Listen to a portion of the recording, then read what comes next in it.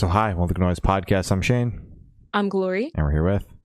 I'm Gaff from Gozu. And we have some questions to say about the upcoming album Remedy. So congrats on that, by the way. How do you feel about the response to the announcement so far? The response has been great, which is always nice. Which is always nice to hear. Positive. Yeah, the feedback's been really, really positive. So I'm incredibly happy, and so are the other guys in the band.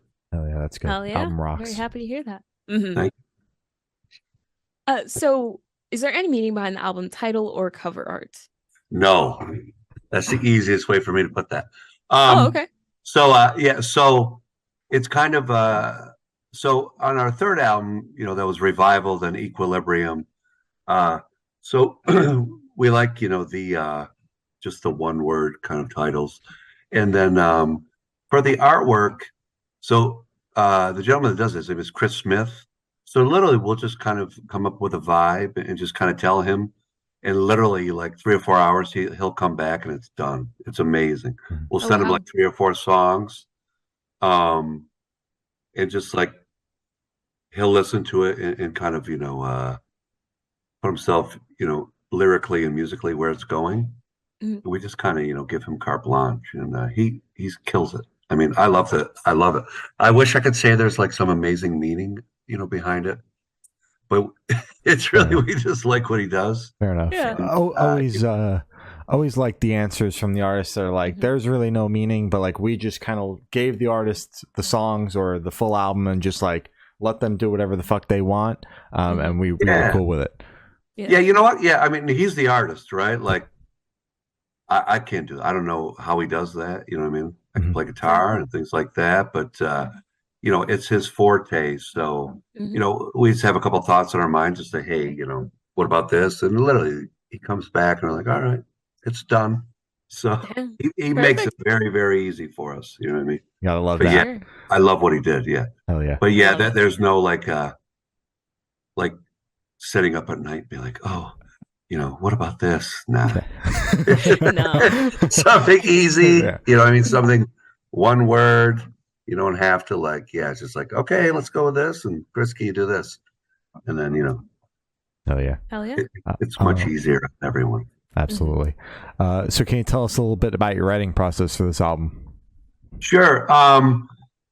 Man, so COVID kind of kicked the shit out of everything, musically. We came off like our best, man, we had the best year. We're gonna do all these festivals and it literally, it was just like, so, everyone's like, yeah, probably 6 months later, right? Mm-hmm. We'll pop up and play again. Then another 6 months. So literally, I would just go downstairs and, and just play, and whatever like really came to mind, I would just record on this baby and I would send it over to Doug, and he did the same thing. Mm-hmm. So when we were able to rehearse again, we had a ton of songs. Mm-hmm.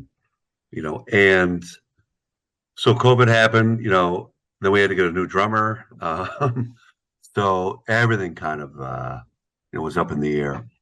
And so in our mind, we're like, while we're home and doing this, let's just write songs, and, and literally like writing full songs, So, so that way, we tried out a few guys, and literally the first tune we played with Seth, I was like, that was easy. You know what I mean? Yeah.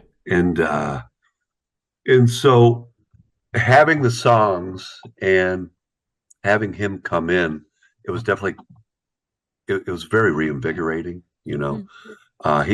He came in with such a positive kid.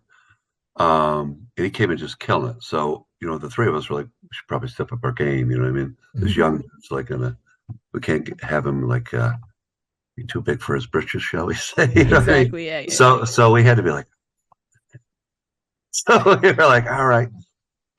It's just one of those things too, is when he popped in, literally it just all really, really clicked. I think because the groove was so evident, mm-hmm. and that's always been a thing. Like, we're all huge like soul. Like, before I played in this band, I played in a 7-piece soul band. Mm. So the thing, we wanted someone that could really swing, but also be heavy. So Mhm. once he came in, the whole writing process was really, it went like that. Like, it's so, I had all the lyrics written and such. But one day I literally was just sitting here and I rewrote 5 of the tunes like 10 minutes. Oh wow. And then I Wow. was like, and then the next five, like the next week, literally I just was sitting here and it just came to my mind. So I just wrote the other five in 10 minutes. And it was like what I wrote is what you hear that's on the album. Um, Wow. so it's I'm not one of those guys that like sets out time to write, you know what I mean? Mhm. I'll hit it when it comes to me. And usually when it comes to me it's a lot of so and even when I'm writing music too, the same thing. It's just it kind of I'll hear like what's in my head and luckily I can put it on, Mhm. my hands can kind of hopefully get to where it needs to be. So, so we had the songs and really we kind of picked the ones, we thought, obviously were our best tunes. Um, and so, so we got in, we had to go in. So we were supposed to go in and then our engineer got COVID. Oh So then geez. you had to wait another, price. I think we had to wait like another 4 months. You know Mhm. what I mean? So then we went in and, this was the easiest record I've ever been part of. So usually, drums, you do, you set up your stuff on a Friday, right? Maybe you do 1 or 2 songs on that Friday, Mhm. songs on Saturday, songs on. We were done with drums like Saturday at like 3. We started guitars. And it was amazing. So he did 5 songs on Friday, 5 tunes on Saturday. So what you heard on the album, that's like 1 or 2 takes, man. Like the kid Oh came in, wow. it's like, and so what we do is like when we get in, like he'll be in the drum room, and then Doug will be there, and I'll be there, and Joe, and I'll do my scratch vocal, and it just is one of those things where he was so into it. You know what I mean? It was just like it was it was it was really kind of seamless. You know what I mean? It's just like Mhm. holy. And so having that like be your foundation and doing that in a day and a half, there's nowhere to go but up. You know what I mean? So Yeah. it was an incredibly positive experience. And it was one of those experiences where we were like, hey, let's try this, let's try this, let's try this, and no one got their feathers ruffled. You know what I mean? Mhm. Good. So it was such a. It always has to be a team effort, but this was really like just throwing. Hey, do you mind trying this? And that's the stuff that really worked. And we were like, oh, that sounds great. Yeah. Mhm. So it's one of those things where if you're in a band, right, you have to trust the other guys with you. If not, Absolutely. I mean, just be a dancer or something because it's not going to. So it was one of those experiences where, yeah, we're like, let's just try, like, and a lot of the stuff, the music itself, right? Like we shedded that, so everyone would know what's going on. But when it came, to putting like different things on, especially when I was doing vocals and stuff, like I knew what I wanted to do, but a lot of that stuff was just me being like, what if I try this, or guys being like, hey, do you think you could try this, like up here? Mhm. And it just worked, So I did the vocals in 3 days, like all the backgrounds, yeah, it just, it kind of, and I think I did my guitars in like a day or something like that. Oh my Um, God. and then Doug, I think there's like 16 guitars on like each tune, Damn. so and then he just set up time, but I think the thing with this album is like we really knew like what we wanted to hear sonically, right? Mhm. So and working with Dean, this is the third album he's engineered and produced. So we knew like okay, like I knew like the pedals I wanted to use, right? I knew like the the heads I wanted to use, cabs I wanted to use. Mhm. So I think going in and having him know that and everyone was on the same page.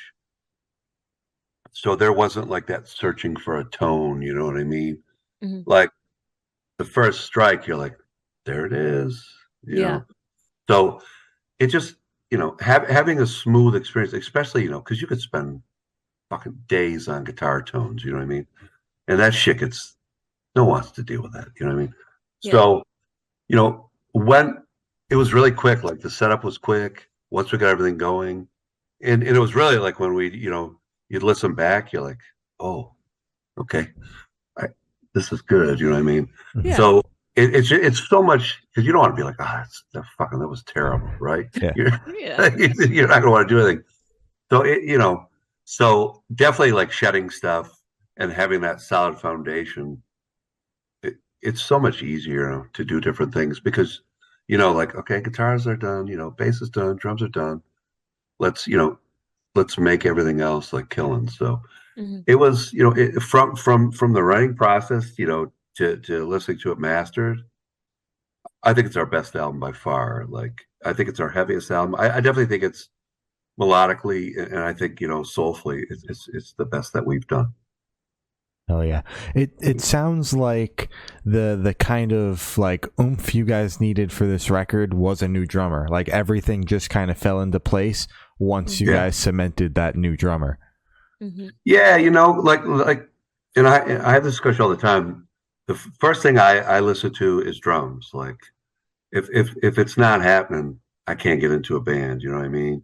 Hmm. I just think that's I'm way more heavily into like D'Angelo and Sly and the Family Stone, stuff in that than Metallica. I know people probably like want to wrestle me or something.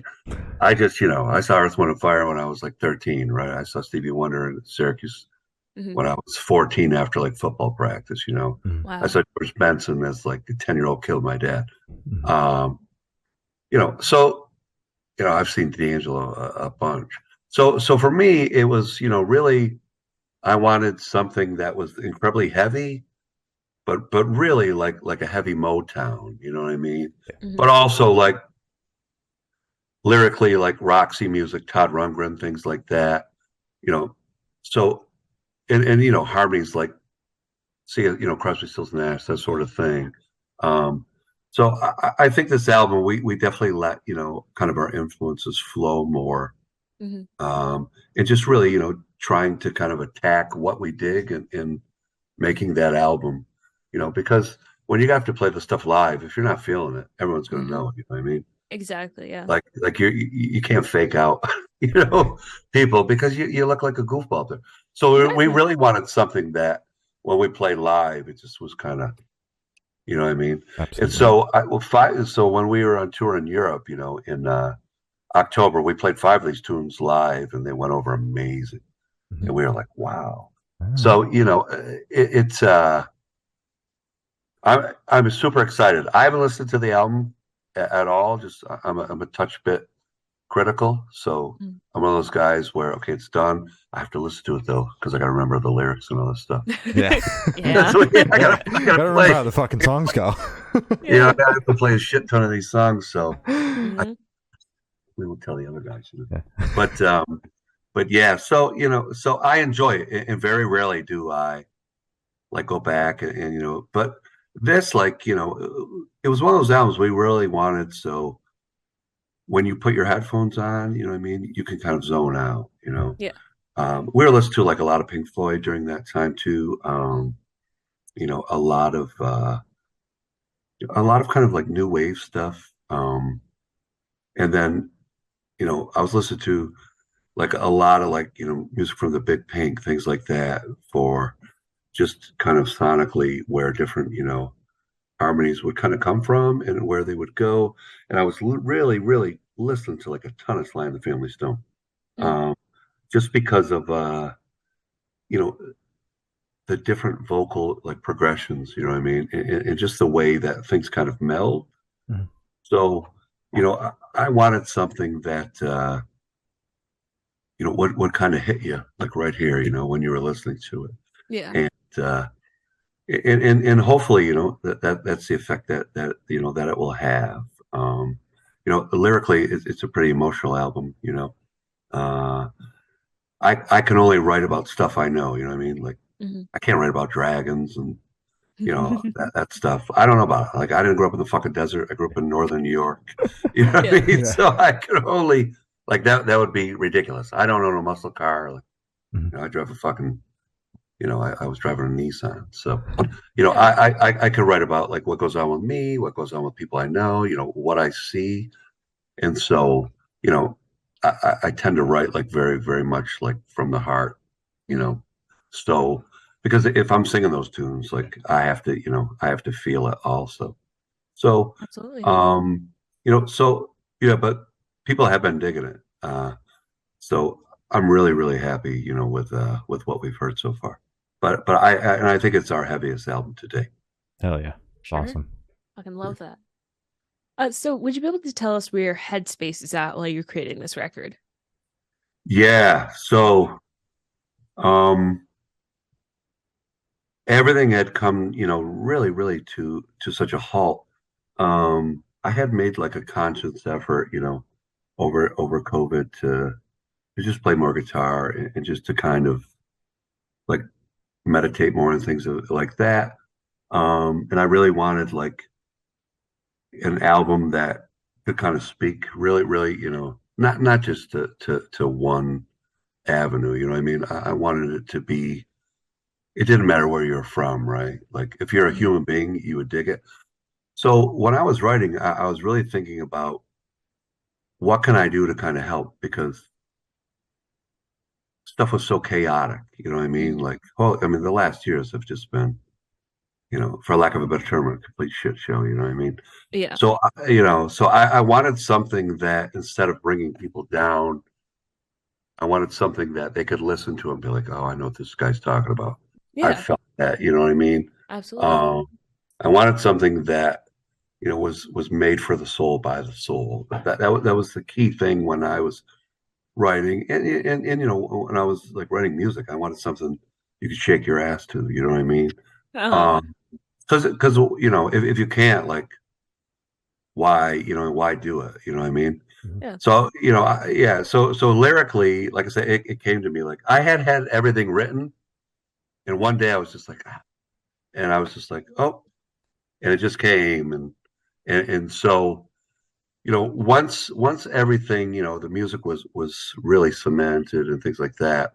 I don't know, something in me was just like, okay, I'm going to rewrite everything, and it really worked. So I try to W those guys is in the now, like that, there's stuff that happens, all the time. Um, so I try to when I'm writing, it's definitely like a enormous therapy session, Absolutely. Because certain things I think you have to let out just as someone that I'm lucky enough to have an outlet, you know what I mean? So if I'm going through it, other people must be going through it, Yeah. So it was really kind of a space where I want to take something, and make it positive, and even though some of the lyrics, aren't the most, it's just something that, I was noticing that was going on, like, Jesus, man, there's so many miserable motherfuckers out there, It's Yeah. like, well, how can what's not going to make you miserable? You know what I mean? So I wanted something that if I saw it, I'd be like, hey, man, you're not the only one that's going through this.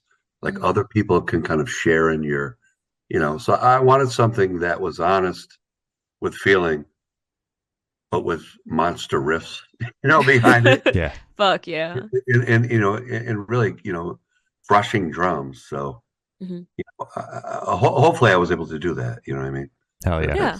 That's my biggest hope. But yeah, it's an incredibly honest, like, yeah, it's a really, really honest album. Hell yeah. Love it.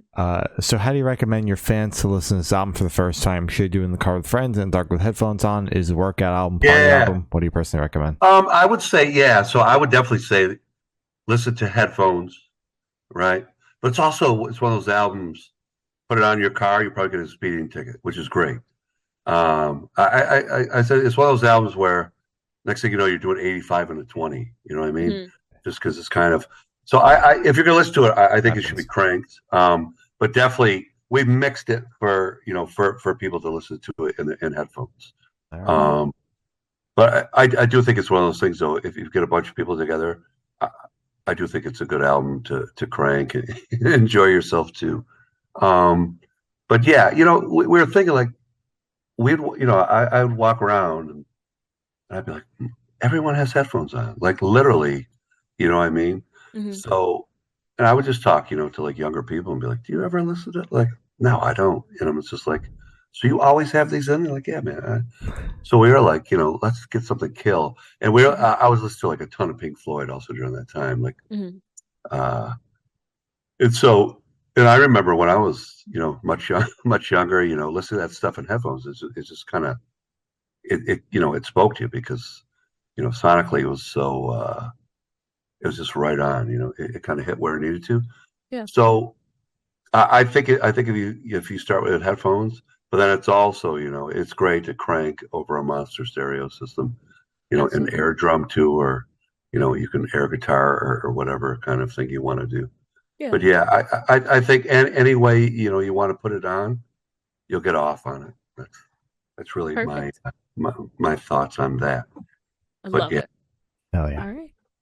So this one should be super, super quick off the top of your head. I want you to describe this album for new listeners in 3 words. No more, no less. 3 words. Okay. Heavy melodic soul. Nice. Perfect. Hell yeah. That was a little too close to the mic. I'm sorry about that. Oh, be careful. Yeah. Don't knock your teeth out. Yeah. Right. So can you talk about any particularly challenging or standout moments from the creation of the album? Positive or negative? I'll tell you what. This was, positive wise, the choruses, I don't know where a lot of them came from. They just kind of, it was one of those things where I just tried stuff and it worked. Especially on like Rambo. That chorus, I have no idea where it came from. When I heard back, I was like, did I actually, did I do that? So it was one of those things where I kind of finally just said, I'm going to give it a whirl, like I want to try different things, I want to try different harmonies. I want to do falsetto stuff. I want to do lower. And it just worked. I think one thing is that you have to be careful in your studio to really be, because you can overanalyze everything, you know what I mean? Yep. So it was the first time where I wasn't like, sucks, or why did I do that? I was just like, if a thought popped in my head, I just went with it. It's probably the freest I've been in a studio. And I think that's because of where the band was, because it was like a fresh start, right? Like we were all playing better. And a lot of it too, was having, Seth come in and just really be like, all right, old man, like young guys here, and it was so infectious that what he brought in, that everyone just wanted to kill it. You know what I mean? Mm-hmm. Yeah, because there are times where you're like, does that sound good? And it does, but you really have to be careful because you could find an error in anything. You know what I'm saying? Yeah. So and I think we're lucky because this is the 3rd album with Dean. Mm-hmm. So if it's no good, he'd be like, that was terrible. You know what I mean? Or what what are you doing? But he has this way of being like, that was okay, but what if we try this? You know what I mean? So a lot of the stuff you hear on there, especially guitar-wise and stuff, it's like, I don't know, maybe 2nd take, 3rd take. There's a bunch of stuff on there that's 1st take. Wow. There's some scratch vocals on there that I was able to keep just from being in the room singing. Yeah. So it was one of those albums where you kind of wanted to let what you did shine, right? And not be so hypercritical of or being like, there's some stuff that's funky and you're like, well, let's keep that in there, you know what I mean? Mm-hmm. So it's I think you could get carried away with so much stuff like, God, I could do this or do this. In reality, you know what I mean? Mm-hmm. Sometimes those little, hiccups are what make a tune, Yeah. So it was really kind of trusting each other's ears and it's just kind of going for it. So when I was doing vocals, he'd be like, we try this? I'd be like, sure, Mm-hmm. He's like, all right, I want you to hit that up, if you go a 3rd higher, I'd be like, I don't know, like, let's give it a whirl. Let's see. So, what I mean? Yeah. So it was one of those things where I was just like, fuck, let's try it, And luckily it just, once I was able to do some things, I was just like, oh, wow, So it's just one of those things of just being like, let's do it. You know what I mean? I'm going to go balls out on this. hopefully it works. It's just kind of trusting, his ears and the other three guys in the band's ears, Mhm. and just being like, just literally not. I wasn't afraid to do anything. This album, like, hey, can we try this? Sure. Can you get more guttural? Sure. Yeah. But a lot of it was just me being like, hey, let me try something. Mhm. Yeah. And I would try it and it'd be like, ooh, a couple times where I was just like, what was that? I did that. So it was just, and not being like, oh my gosh, should I? It was just do it. Like if it came to my mind, I was going to try it. Absolutely. So, but without having like guys that you do stuff with, like I've known Doug since before my kids are born. You know what I mean? So having that, and with Joe, and instead of being a new guy, having that relationship with those guys where you have that comfortability, it makes everything so much easier, because you're not worried about like this or it's just you literally were like, dude, try that. Like so when I was like, let's try this. Or like some of the stuff with Seth, I was like, dude, can you try this at the end? He's like, sure. I was like, oh, it's killing. What if you do this and stuff just worked, Yeah. So when stuff is working, like you shouldn't stifle yourself, you know what I mean? You just hey, it's working. Let's do it, Absolutely. And it should be a fun experience, Like I hear all these horror stories. Like, well, why do you do it? Like this other shit I could be doing, you know what I mean? Mm-hmm. I could be out, whatever, rolling around in the grass, like if it's not fun, like why do it? You know what I mean? Exactly. Like if it's fucking miserable, there's a lot of shit that can make you miserable. Playing music should not be one of them. Exactly. Recording an album should not be. So yeah, we just went in. We had a great. I mean, it was recording this album was quite fun. Okay. That's awesome. So, and I think that shows. You know what I mean? Absolutely. Sure. So for these last couple of questions, we're actually going to shift away from music, if that's okay with you. Yeah, talk whatever you want. Awesome. So we're actually going to go straight to death row. Boom. So if you're on death row, what would your last meal be with a drink? Oh gosh, I would have probably a steak with like a garlic mashed potatoes, and I would have probably a Jack and Coke. Nice. Hell yeah! All right. Love it. Classic. So if you could live in one fiction world for a week, where would you live? Oh Christ! Where would I live? That's a great question. Jeez, I don't even know. Where would I live? I don't know. Maybe like Atlantis or something. Oh. All right. I like sick as fuck. Where was yours? Oh no, I said that would be sick as fuck. Oh yeah. Yeah. Yeah. I mean, yeah. It's like, oh, hold on, waiting for my dolphin to pick me up, right? That's just exactly. Yeah. Fucking badass. Yeah. Come on, Timmy, let's go. So I have the honor of asking the last question. Every single person we've spoken to has actually said it is the most important question. Sure. What is your favorite color? My favorite color is green. You have a specific shade of green? I like a forest green. Fuck nice. Yeah. Correct right. answer. I have so much. Oh, that's great. That's funny you answered. Like, I was looking at. I had a couple coats in my car yesterday, all green. I was like, so you're true to it. Yeah. Yeah. Man, I was literally, and I have a couple gray coats, but almost all of them are green. Yeah. And I don't have any green sneaks. Vance doesn't really have a ton in the green aspect, shall we say? But yeah, green is by far my favorite. I love it. It's a good color. It's a good color. Oh yeah. What's your favorite color? Yellow.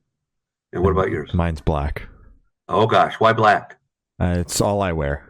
Oh really? Yeah, I'm dressed in head to toe black today. Yeah, I do that quite. That's good stuff. Do you guys have a favorite track on the album?